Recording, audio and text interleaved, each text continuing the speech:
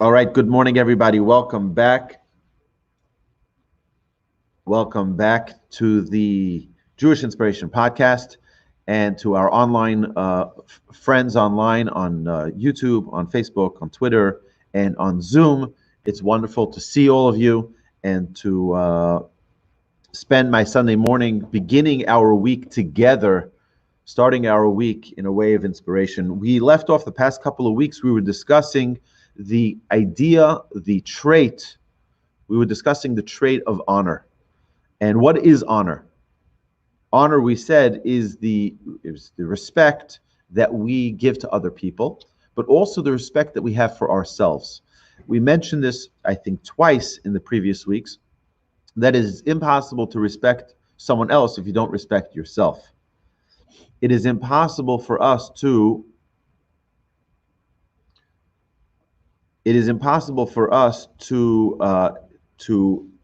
honor other people if we don't honor ourselves. We cannot love others if we don't love ourselves. So it is incumbent on us to really get work done with knowing ourselves, getting aware of ourselves, so that we can then connect with others in a proper way. So, what is honor? Honor, the Talmud teaches us in Tractate Kiddushin, goes into great lengths of the honor that is required on a child to their parents. It's one of the 10 commandments, the fifth of the 10 commandments. We have honor that is required for the elderly.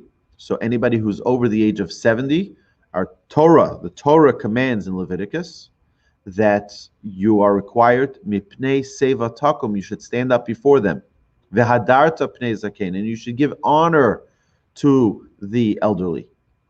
Right? So you stand up if on a bus, if an elderly person gets on the bus, you stand up and give them your seat. If you're at the library, you give them your seat. And wherever you are, that is your obligation to honor the elderly. Now, it's not only honoring them by standing up for them, but it's also honoring them by whatever they need. Okay? The Talmud qualifies exactly to what degree we need to go to honor people. And the Talmud even says that about a non-Jew over the age of 70, we are obligated to give them due respect and due honor. Why? Right? So we mentioned this numerous times, because in Judaism, the number one value we have, the number one thing we value is wisdom. And someone who's lived life 70 years has wisdom, has 70 years of life's experience.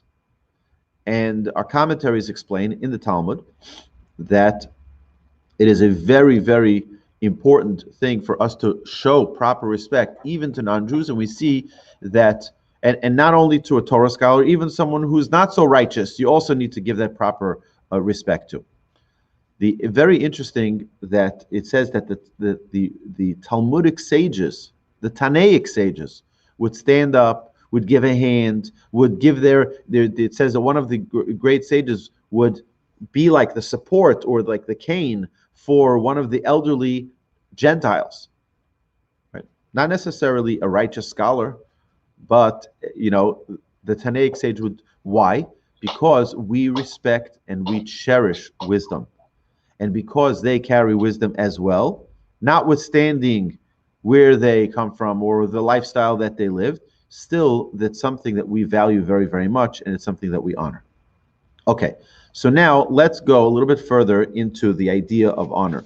We see many stories throughout the Torah that teach us about honor. Many stories. And we'll look at a few of them. So first is, again, the Mishnah says, the Torah says, you should love your fellow like yourself. And we mentioned, if you don't love yourself, you can't love others. The Mishnah says, in Ethics of Our Fathers, chapter 2, Mishnah 10, it says, Yihid kvod chavercha chaviv alecha kishelach.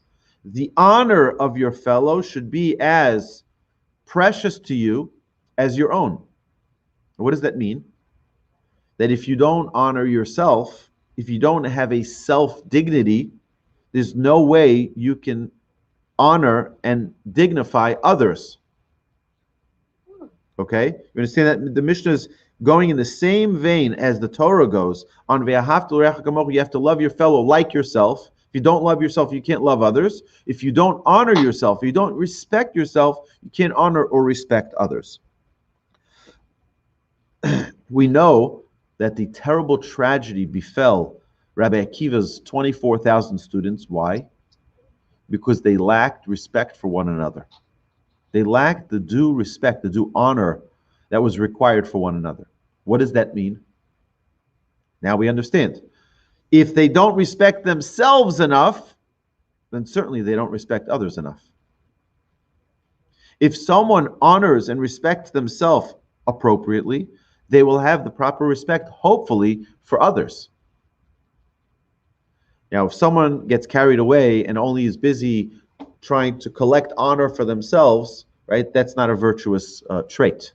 That's not a good thing, and the Mishnah already tells us that kol harodef achar hakavod, anyone who runs and seeks honor, the honor runs away from them. So that's not what we're looking for either. But to have the proper respect and dignity and honor for ourselves so that we can honor others.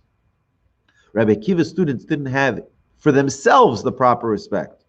So how do you expect them to honor others? And that was the reason for the plague. The Talmud tells us because shelo nahagu kavod zelazeh, they didn't have the proper respect for one another. And that starts at home, right? Our children, we can't expect them to make other people feel good if they don't feel good about themselves. We can't expect them to compliment others if they don't feel complimented. You understand? It's very difficult for a person who doesn't feel secure in their own character and their own being to properly, give accolades and give respect and honor to others. Okay. We also see that the students of Beis Hillel and Bet Shammai, the students of Hillel and Shammai, right? The law, the Talmud says in Eruvin, that the law always goes according to the house of Hillel. Why? Two reasons. Number one is that they always listen to the opinion of Shammai first. So Hillel, we know we have these Hillel houses around on college campuses. We know a lot about Hillel. We don't know much about Shammai. Shammai was a very, very, a big group of scholars, right? A big yeshiva of scholars. They weren't, lightweights, but the halacha always sided with Hillel. Why? Because Hillel always listened to Shammai first. And the second thing they did is that they reviewed the opinion of Shammai. They said maybe they're right, maybe they have a good, maybe their perspective is correct. So they didn't only listen, but they tried to internalize these ideas. They tried to see maybe there's merit to what they're saying. And in so doing, they only merited more and more goodness to their side. So, right, because they respected, they honored the other opinion, that gave them the ability to see things clearly. We see the idea of a similar idea in Genesis, where Jacob, when he meets his brother Esau, he meets his brother Esav, what does he tell him? Ko Amar Avdecha Yaakov. So says your servant Jacob. He honors him. He makes himself smaller. He honors his brother, his older brother, and he says, your servant, this is what he says. And he talks to him in third person with respect. And the idea here, again, being to give the due respect that is required. We see with Rachel and Leah. Rachel, our matriarch Rachel, that all of our redemption is in her merit. An incredible midrash tells us that all of the great patriarchs and matriarchs begged for the future redemption of the Jewish people to be in their merit. Abraham says, I was ready to offer my son as a sacrifice, the binding of Isaac. Isaac says, I was willing to be the sacrifice. It should be in my merit. And Jacob says, look what I did. I ran away for 20 years to avoid conflict. with my brother. And look at my suffering with my son Joseph. And Joseph says it should be in my merit. Look, I was sold to Egypt. Every single one of the patriarchs and matriarchs and the tribes, they all wanted that the future redemption of the Jewish people should be in their merit. Sarah, Rebecca, Leah, until it comes to Rachel. And God says, Rachel, in your merit, I'm going to redeem the Jewish people. I'm going to save the Jewish people from their final exile in your merit. Why? Because imagine this. This is what happened. Jacob loves Rachel, and he starts working for 7 years to merit her hand in marriage. That's her father says, that's the agreement, okay? Laban, her father, was a trickster, and he would not allow Rachel, the younger sister, to get married before the older sister, Leah, and he switched the brides under the chuppah. He switched the brides. It was going to be Rachel, and it turned out it was Leah. Now, Jacob anticipated this, so he gave Rachel a code. And he told her, under the chuppah, I'm going to ask you for the code, and that way I know that your father is not going to trick me and switch wives. So Rachel knows this. Imagine now, you're sitting at the wedding. We're all guests at that wedding. And Leah's walking down that chuppah, not Rachel. And the invitation said, you're invited to the wedding of Jacob and Rachel. And everyone's there excited to be at the wedding of Jacob and Rachel. And behold, she sees her sister's going to walk down the chuppah instead of her. And Jacob's going to ask her for the codes, and she's not going to know the codes. And she's going to be embarrassed. And Jacob's going to say, you see, Laban, you're a fraud. You tried to switch them on me. She doesn't want her sister to be embarrassed in front of all of the guests. So she tells her the codes. She says, Jacob's going to ask you for the codes. These are the codes.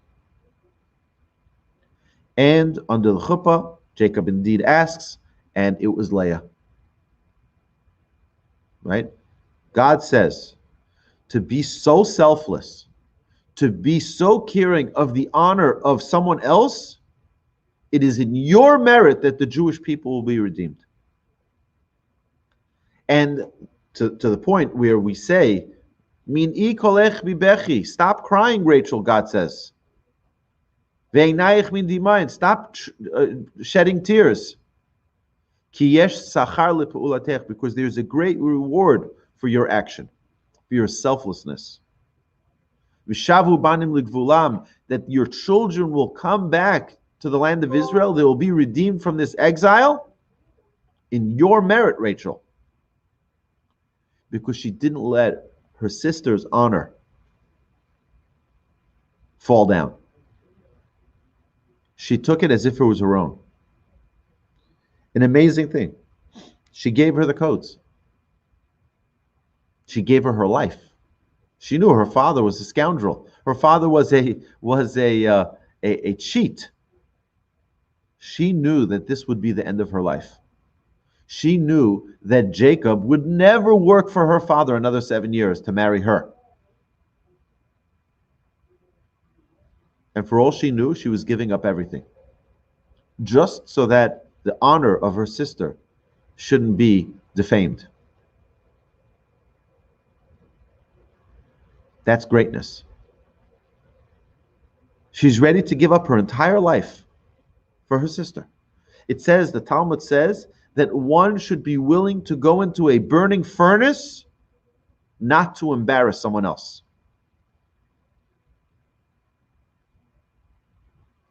That's meaning end your life. And that's what Rachel's ready to do, just so that her sister not be embarrassed. That's greatness. That's true honor.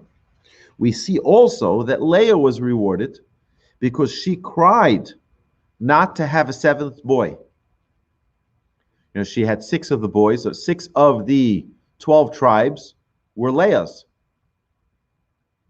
She cried, she said, I don't want to have the 7th because then my sister Rachel won't have at least 2 of the tribes. I don't want my sister to be embarrassed. So Leah cried not to have the seventh, and that was her daughter. The seventh child that she had was her daughter Dinah, right? She shouldn't have less than her maidservants. Her maidservants, the Midrash tells us, right? Bilhah and Zilpah also had two boys each that were of the tribes. She didn't want her sister Rachel to have less than the maidservants. So she cried to the Almighty, please, save the dignity of my sister. Save her honor. She shouldn't have less than my maidservants. Give her at least two sons to be of the tribes. We see also that Joseph didn't want to embarrass his brothers. So when he revealed himself to his brothers, telling them, Ani Yosef, I am Joseph, your brother, that you sold me to Egypt, God sent me. What did he do before that? He emptied out the room. He sent out all of the Egyptians.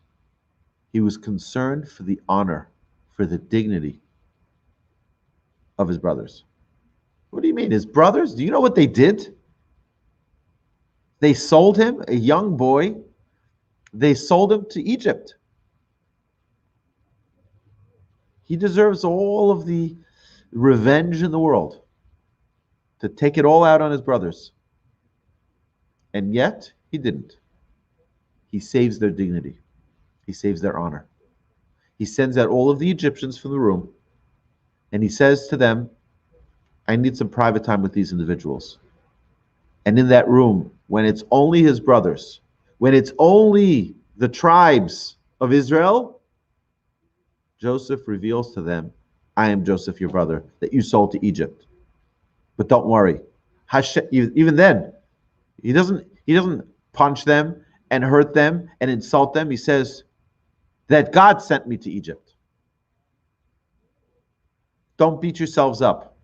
It wasn't you. It's true, you actually did it, but it wasn't really you. I know you wouldn't have done it. It was God who sent me here.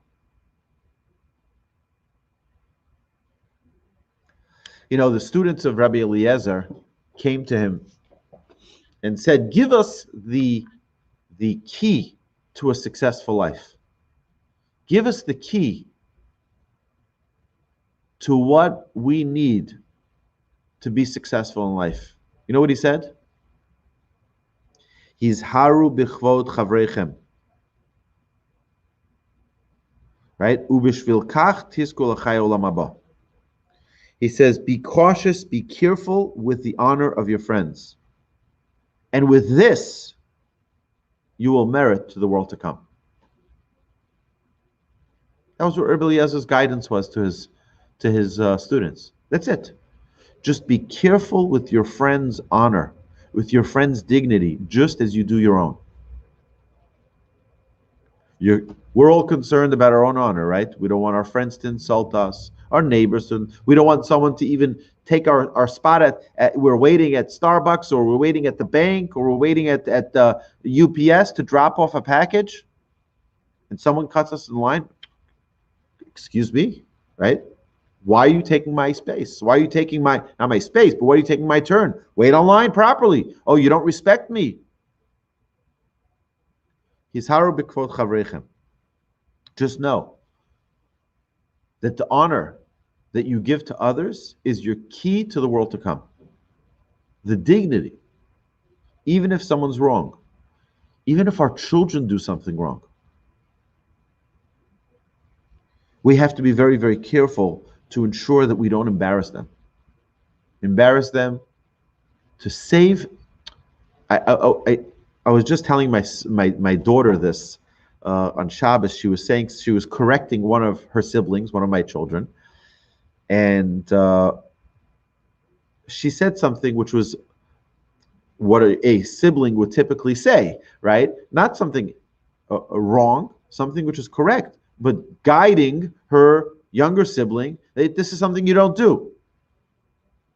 So I was just telling her that you did the right thing, but I want you to learn to say it in a nicer, more gentle way so that you save their dignity. You don't have to crush them. right? Just save their dignity. And she got it. She's like, oh, there's a way to correct someone without destroying them. There's a way to correct them, to, even if you need them. We're going to talk about this in the coming weeks. We're going to talk about rebuke, love and rebuke, how to rebuke someone. You have to first love the person and care about the person.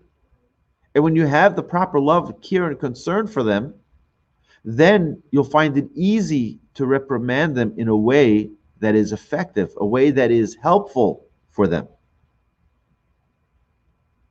Instead of just beating them, a way that is dignified, a way that they don't feel, I'm just a lowlife, I'm a nobody, I'm a nothing. Look at me. Can't believe I made such a foolish mistake. Okay, so I think it's important for us to think about it. Rabbeinu Yonah, one of the great early sages, he says, when you honor others, you're essentially honoring yourself. You're causing them to honor you without them even knowing. Right? Who is honored? Because the Mishnah says, who is honored? He who honors others. HaMechabed es habrios. When you honor other people, you're giving honor to yourself in a way. You're showing that you're dignified. You're showing that you're worthy of honor. Right? We know that a convert once came to Hillel and he said to him, teach me Torah while I'm standing on one foot. Teach me all of Torah, right? So Shammai kicked him out and said, get out of here. What did Hillel say? Hillel said, he said, the principle, right, that the whole Torah stands on, based on the verse of the Torah of love your fellow like yourself, but that's not what he said. He said it in a different way. He said, "Alachsani l'chavrach lo savid." What you hate, don't do to your friend. Which means, we hate when people insult us. Don't do to your friend. We don't like when people disrespect us. Don't do it to others. We don't like when we're cheated. Don't do that to others. If we understand what not to do because we don't like it, we won't do it to others. Do you know what else? Think of it one more step further. It's not only to our fellow, the Almighty. The Almighty is a giver. The Almighty gives and gives and gives and gives constantly. Endless giving from the Almighty. Right? How nice or how good is it if we don't have that proper respect for the Almighty, for all of the good that He gives us? If potentially, God forbid, we don't have the proper respect for God. If we don't like to be disrespected. If we gave our children and our children didn't say thank you, right? We would try to educate them to say thank you, right? That's what we do. They have to learn. Where are their parents? You think if the Almighty gives us food, He doesn't deserve a thank you? God doesn't get insulted. God doesn't have His feelings hurt.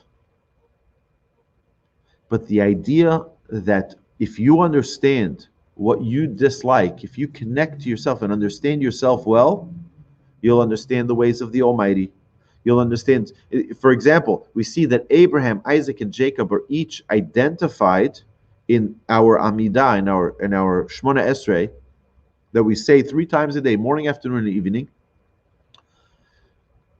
We say Elokei Avram, Elokei Yitzchak, Elokei Yaakov, the God of Abraham, the God of Isaac, the God of Jacob. Why doesn't it just say the God of Abraham, Isaac, and Jacob?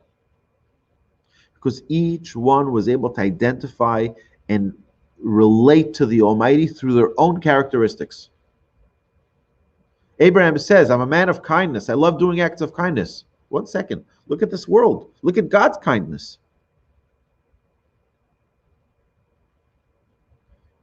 Jacob says, I'm a man of truth. Look around the world. Look at God's truth. Look how God has a big plan and He executes His plan properly. according to the true judgment. They identify the Almighty through their own character. There was no Torah given yet, but they were able to figure out that Torah by getting to know themselves. Because we all have godliness within us. We all have the ability to be great people. If the more we identify our own character, the more dignified we are, the more we see godliness within us. The way in which we talk, the way in which we walk, the way in which we act. This is all a representative of that godliness. And what Hillel was telling that convert, if you don't like it, God probably doesn't like it either. You don't like when someone insults you? You don't like when someone is disrespectful? You don't like when someone says nasty things to you? Neither do others. Don't do to others. The Almighty doesn't either like it. Okay? We all have this moral compass within us. And if we don't corrupt it too much, right, we can still get back to what God really wants. And we can know it deep inside. It says that Rabbi Yochanan and Zakkai, no one ever greeted him before he greeted them. I remember there was a rabbi, I've said this before, there was a rabbi where I grew up in Muncie, in New York. There was a rabbi who, Rabbi Cantor, of blessed memory, he would walk as like, oh, he was a real righteous Torah scholar, a real righteous Jew. He had a smile, a beautiful smile. And typically on Shabbos, I remember learning this Mishnah, where it says that Rabbi Yochanan ben Zakkai would always greet others before they would greet him. It says, "L'olam havi makdim shalom lechavercha." You always preempt your friend in saying hello. Be the first to say hello. And he really exemplified this. You'd be 30 feet away walking towards him on Shabbos. We'd be walking around the whole community. People would be walking all around, going from one kiddush to another kiddush, going from one synagogue, walking home. It would be like the streets are covered with people, right? It was really beautiful. And you'd see Rabbi Cantor, and you couldn't get a good Shabbos in before he said it to you. You would always say it first. Always greet everyone first with a beautiful smile. And that's part of, again, giving proper due respect, due honor to our fellow man. Right? That's the way the Torah wants us to conduct ourselves. How does Aaron speak to his younger brother Moshe? He says, "Bi Adoni, please my master." He's your younger brother. Right? What do people typically do to their younger brothers? Right? They can fight, they can tease each other, they can do, right? Bi Adoni, please my master. There needs to be a proper respect and an honor, understanding. He might be younger than me in years, but he may be older than me in knowledge. He may be older than me in experience. He may be older than me in many other areas. Bi Adoni, please my master. Recognizing he's the leader of the Jewish people. He's the one that God chose to be the leader of the Jewish people. So I may not like it, so this is what the Almighty chose. God chose Moses as the leader of the Jewish people. Aaron doesn't diminish even by one iota. Whatever Moses says is what Aaron follows, because he's the leader of the Jewish people. We also see the Mishnah says not to cut into your friend's words. Your friend is talking, let them finish. Don't interrupt them. Why? Honor. If you look at the Torah is a book of honor. It's a book of dignity. We see this, we just mentioned last week, 2 weeks ago, last week's Torah portion of Mishpatim. We see the dignity that is afforded a slave. You only have one pillow? you give the pillow to the slave.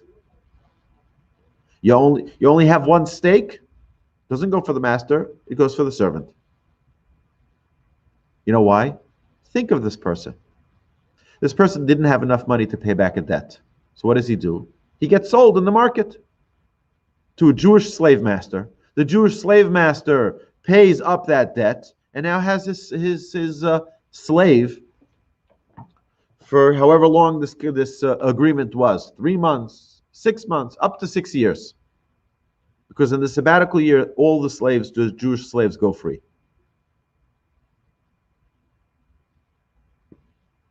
It's an amazing thing. Here's a guy who grew up in the community. Now he's a slave at someone's house. Do you know how he must be feeling? Doesn't want anyone to see him. Doesn't want anybody to know that he's a slave. He feels bad enough as is. And now it's only going to add to the disgrace of his current status when his master has one steak and the master eats it. When the master has one pillow and blanket and the master has it.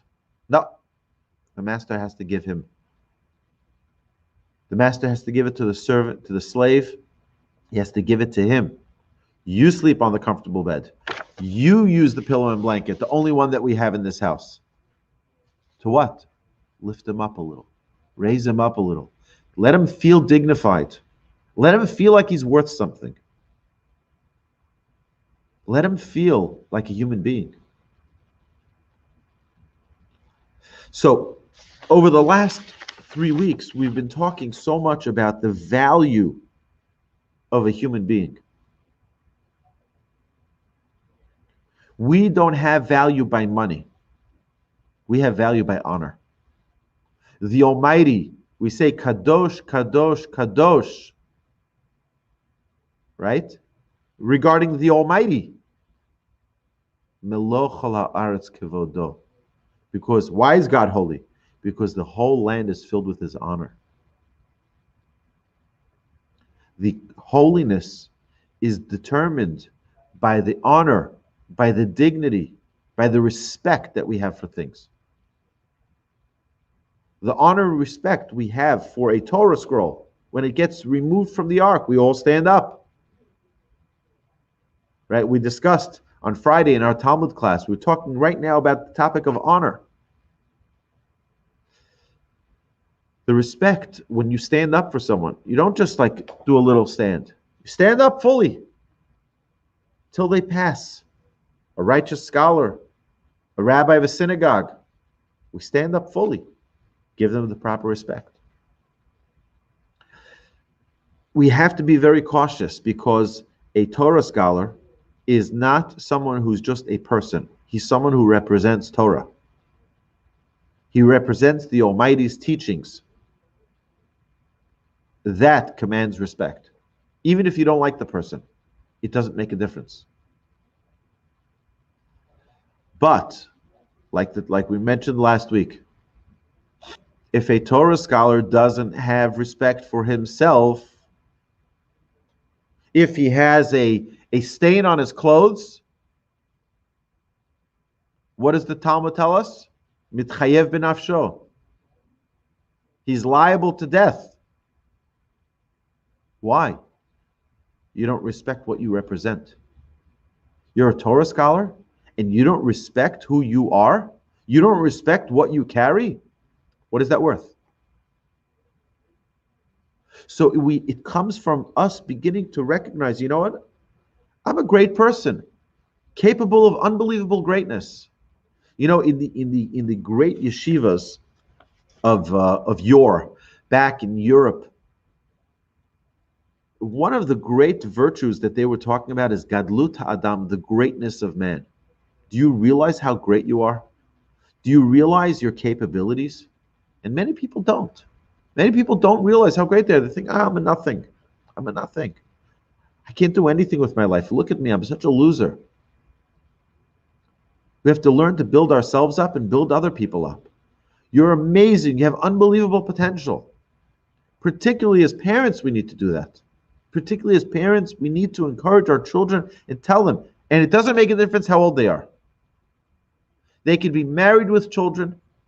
They could be grandparents as well.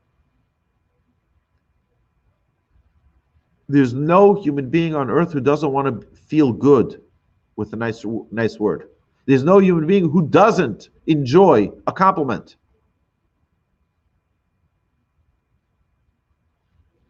Have every human being that we come in contact with feel how great they are. Make them feel good. Make them feel worthy. Make them feel great. You have unbelievable potential. That's our job in this trait of honor, to feel it for ourselves and to have the proper and due respect for others as well. That's the challenge of life. You know, this week we're going to celebrate Purim. Thursday is the fast of Esther, and Thursday night, Friday is Purim. What is the whole idea of Purim? Just yesterday in synagogue we read, remember Amalek, remember the Amalekites. What's this mitzvah to remember the Amalekites? Because Haman was also from Amalek. Okay, so therefore we read it. The idea is like this. Our sages tell us that each and every one of us have an Amalek within us. You know what Amalek is? Amalek is doubt. Maybe I can't. You're a Jew. You have infinite abilities, infinite potential the Almighty gives us. You're doubting yourself? That's Amalek. The Jewish people leave Egypt. We're the untouchables. Who starts fighting with us? Amalek, the nation of Amalek. They throw doubt in the Jewish people. Oh, maybe it's not a good thing. Maybe we should go back to Egypt. They start throwing in doubt. When we doubt ourselves, when we doubt what we're capable of, when we doubt our potential, that's Amalek. That's the power of Amalek. And that's what we need to remember, to eradicate that doubt. We don't have to murder the Torah commands us to murder them, but the idea is what we need to murder. The doubt. We need to completely eliminate doubt from our lives. I can do this. Have the Almighty by my side. That's part of the honor, the dignity that we're talking about here. Is to have the proper understanding of how great we are and how great we can be. So that's honor. Just by the way, the Talmud says, we're already talking about a little bit about Purim, the mitzvah of Purim. We read the Megillah, we see the hand of Hashem in everything. But the Talmud says a very important thing, that a person is identified. If you want to know what a person is, who is a person? We can all make believe. You want to know who the real person is? There are three measures that you can tell who a person is. Bikiso, Bikoso, Bikaso. Kiso is his pocket. How is he with his money? Is he a giver? Does he help poor people? Is he kind with his money? Or is he stingy? You can tell a lot. Is he honest in business? Is he fair in business? How is he with his pocket? Number two, Bikoso. How is he when he's drunk? Look at a person when they're drunk and you'll find out who they are. You'll see if they're full, if they're enriched with Torah, if they're a real person or if they're an empty person. If they're a loving, kind person, or if they're a mean, nasty person, you'll be able to see it when someone's drunk. They let off their guard. You're able to see what's inside. It says, Nichnas yayin, yatsa sod. The wine goes in, the secrets go out. You find who the real person is. And Bikaso is the third. You see someone, you can define a person by their anger. How are they? Are they able to contain their anger? Now, all of these things rhyme. The names, the words rhyme. Kiso, koso, kaso. They're all things that contain, that have a limit. A pocket has a limit. A cup has a limit. Anger should have a limit as well. We say a kisei is a chair. It also, they hold something, they contain something in it. But you have to hold it in, not spill it over. You have to be able to contain yourself, to maintain that dignity. They say about Rabbi Yisrael Salanter, the founder of the Muslim movement, when he was drunk on Purim, there was only one thing that came out of his mouth, and that was words of Torah. Words of Torah were overflowing from his mouth. That's it, because that's what he was. He was a complete being of Torah. That's what's spilled out. If a person is a person of kindness, that's what will spill out when they're drunk. If the person is angry, that's what will spill out when they're drunk. If the person is loving, that's what will spill out when they're drunk. You're able to identify who the true person is. Let's continue to perform our daily lives, everything that we do, with a higher level of dignity. Let's carry ourselves properly. That doesn't mean that we start being arrogant. That doesn't mean that we try to show off. It means that we carry ourselves with the proper dignity that is due for someone of greatness. Imagine this. I'll end off with this story. When I was in yeshiva, I said this story before, so please excuse me. When I was in yeshiva, maybe probably 25 years ago, I went to my Rabbi Shlomo Arieli, and I said to him, I hit a rough patch. And, I'm doubting myself. He said to me, he said, stop a second. He says, how many people are in the world alive today? 5 billion, 6 billion, 7 billion. Okay. How many of them are Jewish? 10 million? Maybe 10 million, right? 15 million? Okay, 15 million. How many of them are 17 years old? Okay. I don't know, you do the math, you divide it up, right? Whatever that number is. And how many of them have the great privilege to be sitting in a yeshiva and learning Torah? It's maybe 2,000, 5,000, 17-year-olds sitting in yeshiva? Maybe 10,000? Imagine this, he said.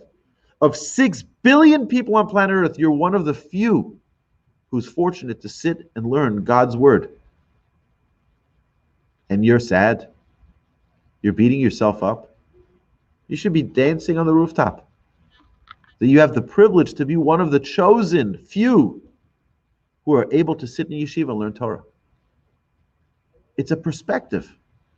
It's sometimes we don't value who we are. We don't realize the greatness, the abilities that we have.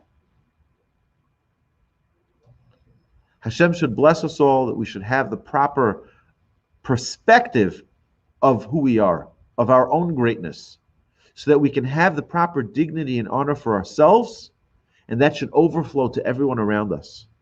We should have the proper respect and dignity to everyone around us, whether it be our spouse, whether it be our children, our parents, our friends, our neighbors, our community, our congregation, our rabbis, our neighbors, whoever it is. Hashem should bless us to know and understand that we are the chosen. We are Asher Bachar Banu. God chose us. And for that, we need to feel the awesomeness and the greatness of every single day. Thank you very much, everybody. I appreciate spending my Sunday mornings with all y'all. Have a magnificent week. To all of our friends on Facebook, YouTube, and Twitter, thank you so much for joining us. Please like and share these videos. We really appreciate you joining us every week.